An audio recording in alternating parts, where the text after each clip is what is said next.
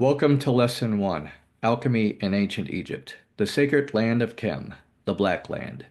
Khem refers not to death, but to fertility, potential, and transformation.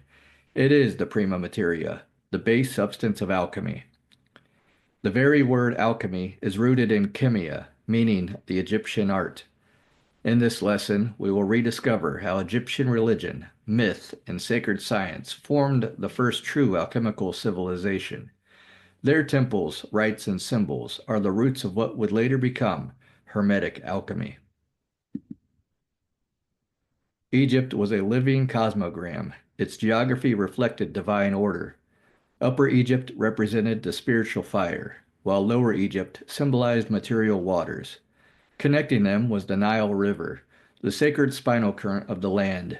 Its floods were the great dissolver and rebuilder, the sacred Salve et Coagula. The black soil Khem was the womb of the gods, a place of resurrection.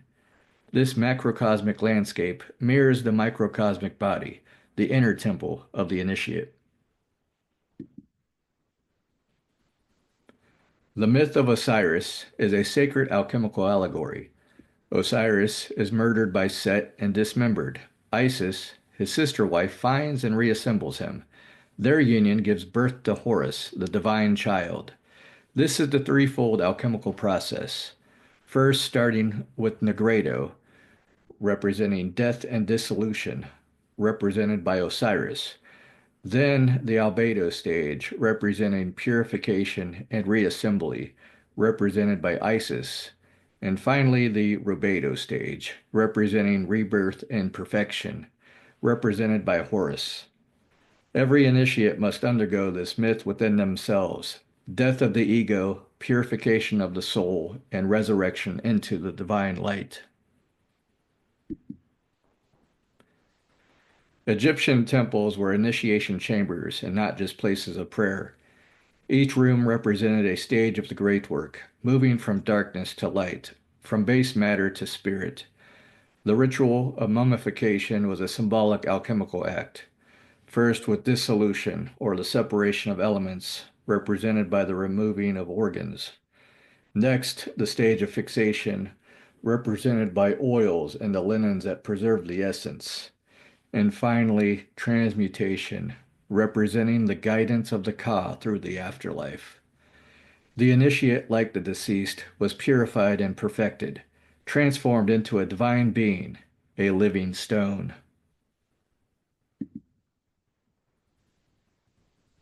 At the heart of the Egyptian spiritual science stands Thoth, the ibis-headed god of wisdom, magic, writing, and balance. Thoth is a divine scribe who records the soul's deeds, masters the laws of creation, and speaks the sacred words of power. He is the prototype of Hermes Trismegistus, the father of alchemy in the Hermetic tradition. The famed Emerald Tablet, said to be authored by Hermes, echoes Thoth's teaching. That which is below is like that which is above, and that which is within is like that which is without. Thoth represents Mercury, the fluid, transformative intelligence behind all alchemical change. The study of alchemy is to invoke Thoth, to become a scribe of the divine within oneself.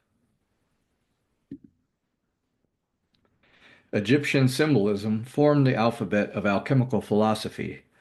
Ra, the sun god, represents sulfur, or the solar force, or will. Thoth represents Mercury, or the mind and transmutation. Osiris represents salt, or matter and resurrection. The Ankh represents eternal life and union of opposites. The scarab signifies spiritual rebirth and self-generation. The serpent on the crown symbolizes awakened kundalini, or serpentine fire. These symbols didn't just decorate temples. They encoded cosmic law and guided initiates through transformation from base matter into gold of spirit. Alchemy in Egypt was not external, it was internal. The initiate's body was the temple, the spine was the Nile, the brain was the throne of the gods. Just as Osiris was dismembered and reassembled, so too must the ego dissolve and the true self emerge. Ask yourself, What part of me must I let die? What divine blueprint awaits my remembrance? Where in my body do I feel the movement of sacred energy? The process begins in the dark soil of Khem, within you. Khem, the Black Land, was more than fertile earth. It was a symbol of hidden wisdom, the dark matrix where divine gold is born.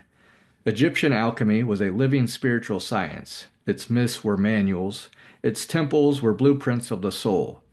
In the weeks ahead, we'll follow this sacred current as it flows through the Hermetic corpus, the Greek mystery schools, and beyond.